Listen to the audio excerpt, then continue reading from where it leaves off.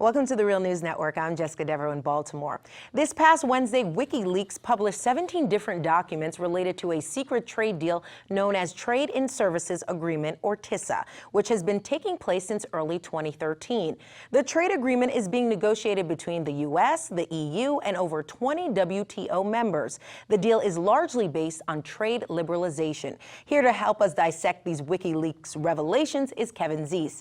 Kevin is the co-director of Popular Resistance and It's Our Economy, an organization that advocates for democratizing the economy. Thank you for joining us, Kevin. Happy to be here. So, Kevin, let's talk about the contents of these leaked documents. First, let's just talk about them as a whole, though. What's the main agenda? The main agenda is the neoliberal economy, to essentially push deregulation of services and privatization of services. And it deals with both public services like a post office or school system and private services like the financial systems, the financial services industry, the healthcare, and at least in the United States, healthcare is a private service. Most of the world is a public service, but the United States is a private one. So it's a broad range, professional services, accountants, all of this can be put into this. It's a massive agreement. It covers about 70% of the world's economy. 48 countries, as you mentioned, and for the United States, 80% of our economy is services. And so something like the Postal Service would fall under this. And what it basically is, like, take the Postal Service for an example. This agreement would essentially push toward privatization of the Postal Service. The Postal Service right now is a public service. It's the most popular service the government provides to be able to get a letter across the country for a cheap price at a consistent speed. Is like people appreciate it a great deal. It's important to all parts of the country, poor, rural, everyone's treated the same. And so it's a very much beloved, it's in fact the largest employer of African Americans in the country. And under this agreement, this agreement is not like state-supported enterprises. It pushes toward privatization. So it would push the Postal Service toward opening up to competition from private profiteers. So rather than a public good, it becomes a commodity. And the interesting about this agreement is it pushes toward privatization. And once a country allows privatization of its telephone system, its postal service, its utility system, whatever, once it allows privatization, you can't go back to public control. You can't go back to national. It's a one-way street. It's a one-way street. One-way street toward privatization. Okay. And so this is, and for the financial industry, for example, which we know needs regulation after the economic crash. In fact, the regulation put in effect was pretty minimal. We actually need more regulation than we've had. It would make deregulation the reality, and not regulation. And again, once you put it in deregulation, you're not going to be allowed to put it in the regulation. I understand. It's going to control that. So it's removing the democratic power over services and moving toward a neoliberal, deregulated, privatized, everything's a commodity type economy. Got it. You read all 17 documents, and so I want to talk about the specifics. And what to you was some of the most egregious parts of this deal? Well, you know, we all advocate for more transparency. People believe that a government that's transparent is going to be a more effective government. People have a chance to then have their input into the way the government's going, and people know what's going on in their lives and their futures.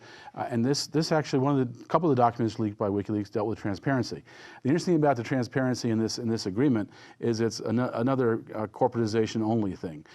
Corporations under this agreement will be required to be told when a government is considering legislation or policy that would affect their business at an early stage. So a corporation is told in advance, so it has a chance to help to write the legislation, help to shape it, you know, make sure it doesn't hurt them, and really have an impact. But there's no transparency for the public. Unions aren't told, environmentalists aren't told, the public's not told. It's, again, a one-way street for corporate power. And that's really what this comes down to. All this triad of trade agreements, the Trans-Pacific Partnership, the Transatlantic Partnership, and the Services Agreement, all three of these really are pushing toward a whole type of new global corporate governance, where nation states are weakened, where democracy is weakened, where the people's voice is even made more quiet, and corporations gain greater and greater power. And so the transparency provision, the push toward privatization, these are really examples, I think, of where these agreements want to take us. And that's why there's such resistance. Yeah. There's massive resistance, even though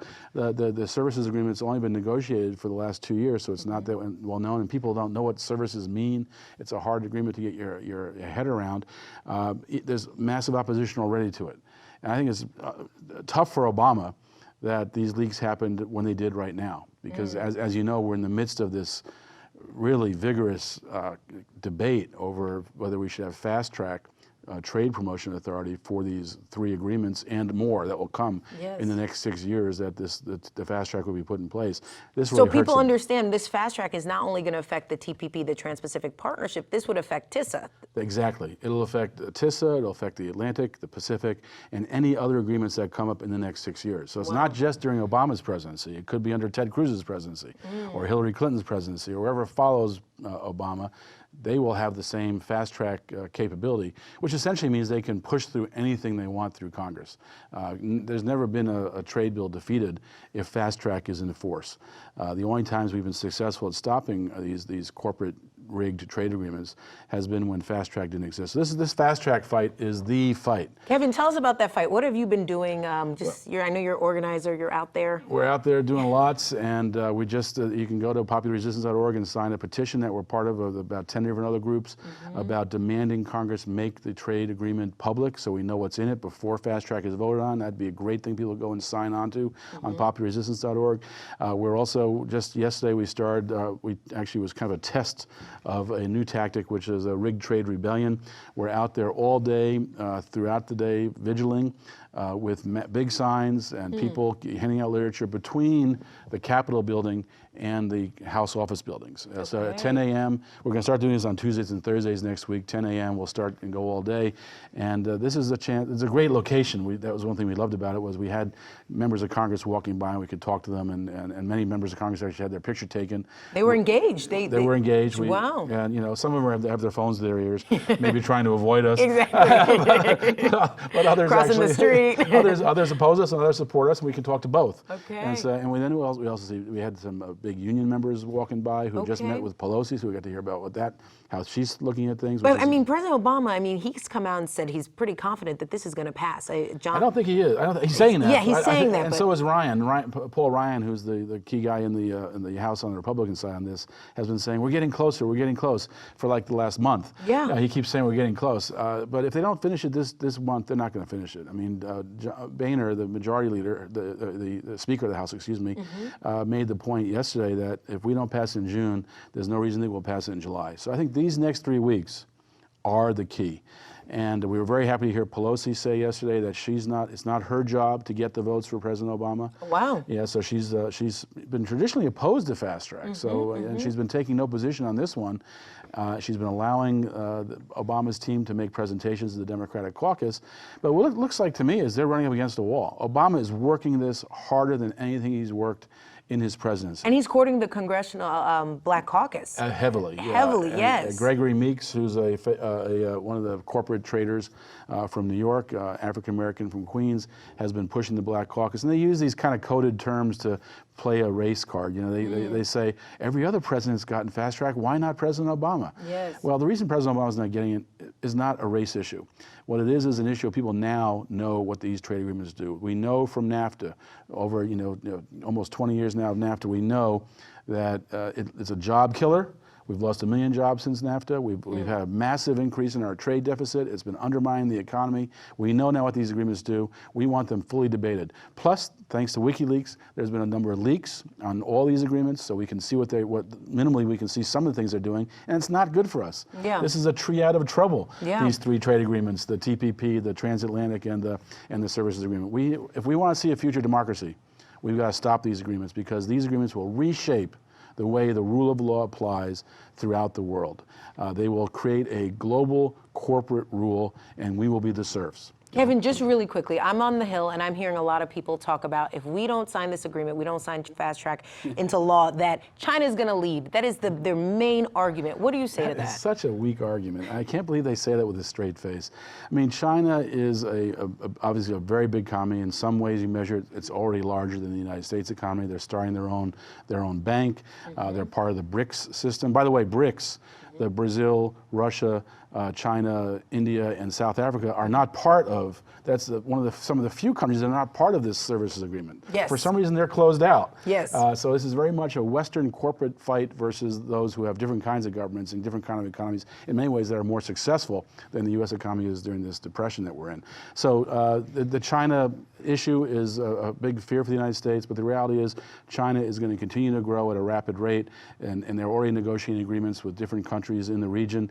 This agreement is not going to make that much difference. We already have trade agreements with most of the big economies in Asia. Yes, yes. So it's not going to change that much. And it's not to say that something couldn't be necessarily built in China, let's say up to 40% or 60%. Yes, there's room for that. And then sent over to Malaysia, which is a country that we do have a partnership. Malaysia's an interesting country you bring up. I know we Yeah. have time to talk about this slavery issue. Tell me. But the Senate passed an amendment to the fast track agreement that said no country involved in human trafficking, slavery, is allowed to be part of the TPP. Malaysia is probably the worst country in the world on that issue. 1/3 of the workers, the migrant workers who work in the electronics field in Malaysia are essentially slaves. They're indentured servants. And the top 10 U.S. companies in Malaysia are electronics companies. And Malaysia is very key to the military pivot in Asia. And so Obama calls that anti-slavery provision a poison pill. So you have the very weird situation of the first black president coming out against stopping slavery. Very strange. Yeah. And so that's going to be an interesting issue for the Congressional Black Caucus, which is, as you mentioned, a key player in this. Will they vote for slavery or against slavery? Because that's really what this choice comes down to when you look at some of the provisions of the fast track bill. So it's a very interesting struggle. Obama's in a very strange position. I'm not sure why he's pushing this so aggressively, but he's putting everything he has into it. And luckily, there's the biggest anti-corporate trade movement ever pushing back. And right now, we're winning. Wow. Right now we're winning, and Okay. we got to keep escalating, keep mobilizing in order to bring this to the finish and conclude it this month. Well, you're going to keep escalating and keep mobilizing. We're going to keep tracking it. That's so, the spirit. Kevin, thank you so much for joining us in studio. Happy to do it. And thank you for joining us on the Real News Network.